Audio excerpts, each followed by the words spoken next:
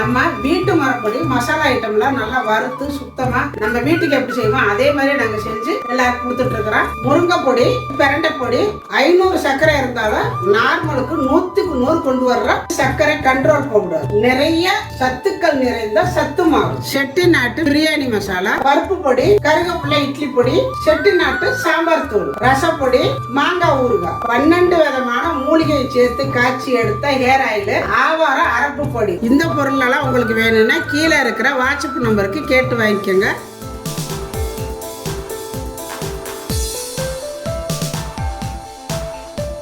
எல்லாருக்கும் வணக்கம். இன்னைக்கு நம்ம வீடியோவில் என்ன பார்க்க போறோம்னா ரொம்ப ஈஸியாக குயிக்காக செய்யக்கூடிய ஒரு ரெசிபி தான் செய்ய போறேன்.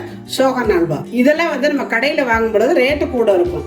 இதையே நம்ம வீட்டில் செஞ்சு சாப்பிடும் பொழுது ரொம்ப ஈஸியான வேலை தான். அதுக்கு பொருள் ஒரு 4 பொருள் இருந்தால் போதும். ஈஸியாக சோஹன் அல்வா செஞ்சிடலாம். அதுக்கு இந்த ஒரு டீஸ்பூன் தான் நான் எடுத்துருக்கிறேன் எல்லாத்துக்குமே.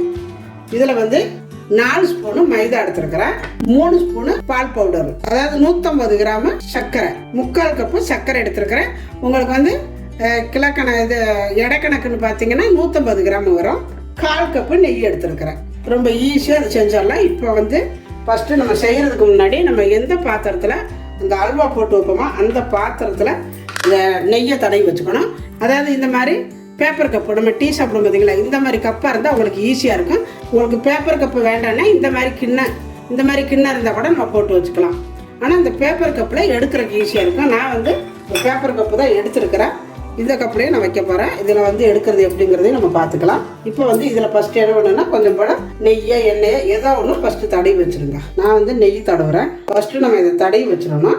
இந்த மாதிரி தடவி விட்டுருங்க. இதுக்கு கீழே நீங்கள் நட்ஸ் ஏதாவது இருந்தால் போட்டுக்கோங்க. முந்திரி, பாதாம், பிஸ்தா இந்த மாதிரி எது இருந்தாலும் உடச்சி போட்டுக்கலாம். இந்த மாதிரி எடுத்து வச்சுக்கிட்டிங்கன்னா பார்க்குறக்கு நல்லா டிசைனாக நல்லாவும் இருக்கும். இந்த மாதிரி தூவி விட்டுட்டு இப்போ இது ஒரு வாரமாக இருக்கட்டும். இங்கே அடுப்பத்தை வச்சுட்டு ஒரு பேன் அடுப்பில் வச்சுருக்கிறேன். நம்ம எடுத்துருக்கிற இந்த நெய்யை அதில் ஊற்றிக்கலாம். இந்த நெய் காஞ்சதை நம்ம எடுத்து வச்சுருக்கிற இந்த சர்க்கரையை இதில் சேர்த்துக்கோங்க. சேர்த்துட்டு இதை நல்லா கை விடாமல் பக்கத்துலேயே இருந்து கிளறிக்கிட்டு இருக்கணும். லைட்டாக மெல்ட் ஆனதை அடுப்பை குறைச்சி வச்சுக்கிறேன். இப்போ நான் ஸ்பீடில் வச்சுருக்கிறேன். ஏன்னா இதில் நம்மளுக்கு அந்த கேரமல் கிடைக்கணும். அந்த சோஹன் அல்வா அந்த கலரில் இருக்கும் பார்த்தீங்களா, அதனால நம்ம கலர் போடாமல் இதிலே நம்ம அந்த சர்க்கரையில் மெல்ட் பண்ணி அந்த கலர் கொண்டு வரணும். அதனால் அடுப்பை குறைச்சி வச்சுக்கோங்க. இது சூடாகட்டும். இப்போ நம்ம எடுத்துருக்கிற மைதா, பால் பவுட்ரு ரெண்டையும் ஒன்றா சேர்த்து கலக்கி வச்சுக்கணும். இப்படி ரெண்டையும் சேர்த்து நல்லா கலக்கி வச்சுருக்கிறேன். இப்போ இது இருக்கட்டும். இந்த கேரமல் இதில் ரொம்ப முருகி போயிடாமல் அந்த கலர் கொண்டு வரணும். கரெக்டான கலர் வரணும். அண்ணந்தட்டியும் நம்ம கிண்டிக்கிட்டே இருக்கணும். இது மாதிரி நல்லா மெல்ட் ஆகி வரணும். அடுப்பு சுலவுலேயே வச்சுக்கணும். இது வரல கொஞ்சம் ஸ்பீடாக வச்சுருந்து இன்னும் சுலவுலேயே வச்சுக்கணும். இல்லைன்னா டக்குன்னு கரைஞ்சி போயிடும். சர்க்கரையெல்லாம் நல்லா உருகுனது அந்த கேரமல் அந்த கலர் கொண்டு வரணும். இந்த கலர் வந்துட்டால் போதும். நம்ம அப்போ தான் அந்த சோஹன் அல்வா அந்த கலரில் இருக்கணும். இல்லைன்னா இப்போவே நம்ம போட்டோம்னா அந்த சோஹன் அல்வா கலர் வராது. அதனால் இன்னும் கொஞ்சம் நேரம் மெல்ட் ஆகணும். இது ரொம்ப ஈஸியான வேலையிலே இதுதான் ரொம்ப ஈஸியான வேலை. இந்த கலர் மட்டும் கரெக்டாக வந்துட்டால் போதும். டக்குன்னு நம்ம செஞ்சோம்னா ஒரு 1/2 மணி நேரத்தில் நம்ம சோஹன் அல்வா சாப்பிட்றலாம். இப்போ பார்த்தீங்களா, இந்த ஒரு கலர் வந்துருச்சு. நல்ல ஒரு கலர் பாருங்கள். இந்த கலர் தான் வரணும்.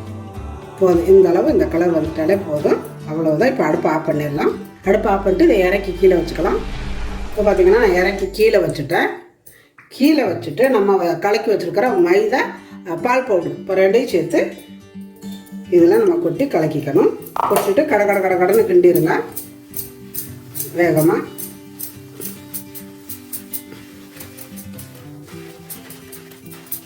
நல்லா கை விடாமல் கிளறிடுங்க. அடுப்புலேருந்து இறக்கிடணும். கீழே அடுப்பில் இருக்கக்கூடாது. நல்லா இந்த மாதிரி கிண்டிடுங்க. அதாவது சட்டியில் ஒட்டக்கூடாது. சர்க்கரை நெய்யிலே நல்லா கிண்டிடணும். இந்த மாதிரி அவ்வளவுதான். பாருங்கள், சுருண்டு வந்துருச்சு. இப்போ என்ன பண்ணணும், டக்குன்னு எடுத்து போட்டுருங்க. இல்லாட்டி கட்டி தட்டிடுறேன். இந்த மாதிரி இதில் எண்ணெய் தடவிக்கணும். நான் தடவலை. ஸ்பூனில் நீங்கள் எண்ணெய் தடவிக்கோங்க. 1 ஸ்பூன் அளவு எடுத்து போட்டுக்கோங்க. இந்த மாதிரி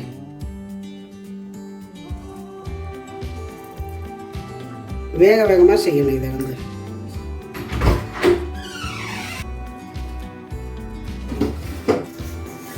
1 ஸ்பூன் எடுத்துக்கோங்க.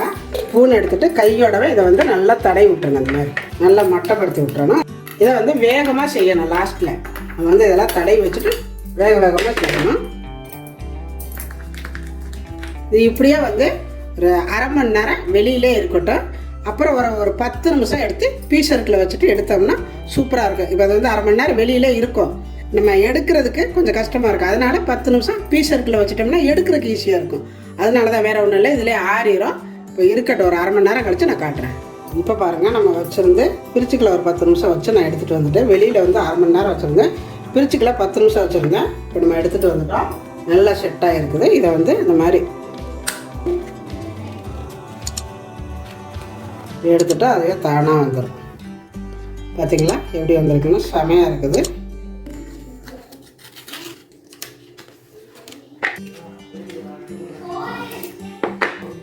பிரிச்சோடனே வந்துடும் பாருங்கள்.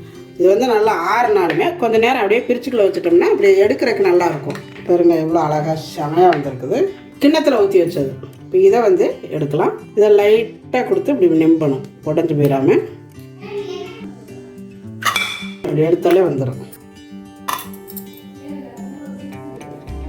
இந்த மாதிரி அதாவது சின்ன கிணம் வரது ஊற்றி வச்சிங்கன்னா இன்னும் நல்லாயிருக்கும். நான் வந்து கொஞ்சம் பெருசாக இருந்ததுனால இப்படி இருக்குது. ரொம்ப ஈஸியான வேலை, அவ்வளோ நல்லாயிருக்கும். பாருங்கள், நான் உடச்சி காட்டுறேன்னா பிடிச்சி நல்லா கடுசாக உடைக்கணும். இது வந்து நெய் அல்வான்னு கூட சொல்லுவாங்க. நம்ம நிறைய வெறும் நெய்யிலே ஊற்றி செய்கிறது. ரொம்ப ஈஸியாக செய்கிறது எப்படி அப்படின்னா நான் செஞ்சு காட்டியிருக்கிறேன். ரொம்ப அருமையாக வந்திருக்குது. இதே மாதிரி நீங்களும் உங்கள் வீட்டில் உங்கள் குழந்தைங்களுக்கு இதை செஞ்சு கொடுங்க. இது கடையில் இது வந்து நல்ல ரேட்டில் விற்பாங்க. ஏன்னா வெறும் நெய் இந்த பாதாம் முந்திரியெல்லாம் போடுறதுனால நல்லா ரேட்டும் கூட விற்பாங்க. இதே வந்து நம்ம வீட்டில் செய்யும் பொழுது ரொம்ப ஈஸியாக செஞ்சு கொடுத்துடலாம். இது நல்லா சாப்பிட்டுக்கிறதுக்கு நல்லாயிருக்கும். குழந்தைங்க மிட்டாய் மாதிரி எடுத்து போட்டு சாப்பிட்டுக்குவாங்க, ரொம்ப நல்லது. கண்டிப்பாக இதே மாதிரி நீங்கள் ஒரு முறை செஞ்சு பாருங்கள். செஞ்சு பார்த்துட்டு எப்படி வந்துச்சு அப்படிங்கிறத எனக்கு கமெண்டில் சொல்லுங்கள். இந்த வீடியோ பிடிச்சிருந்தா லைக் பண்ணுங்கள், ஷேர் பண்ணுங்கள், செட்டிநாடு சமையலுக்கு சப்ஸ்கிரைப் பண்ணுங்கள். நன்றி. வாழ்க வளமுடன்.